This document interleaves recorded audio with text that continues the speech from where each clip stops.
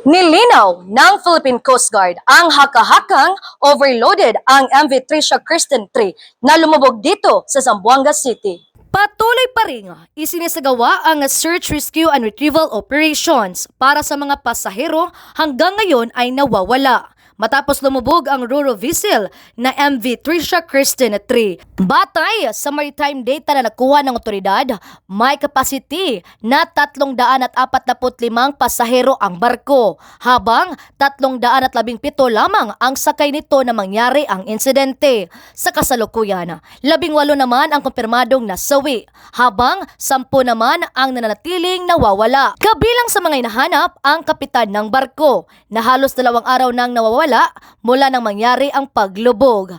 Ayon kay Department of Transportation Secretary Giovanni Lopez, napasamantala munang grounded ang passenger fleet ng Allison Shipping Lines hanggat hindi pa natatapos ang masusing inspeksyon ng seaworthiness. Para sa kadagdagang detalye, pakinggan natin ang pamahayag ng Commandant Admiral ng Philippine Coast Guard, Ronnie Hill Gavan. Base sa datos na mayroon tayo ngayon, which is the official data, 352 ang maximum passenger capacity, 315 yung actual passengers as per latest validation, 27 yung crew, and you can do the math.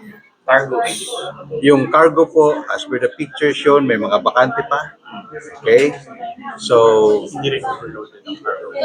ayaw kong magsabing conclusive na gano'n. Again, dahil meron tayong investigation na gagawin, lalabas din po yan sa investigation.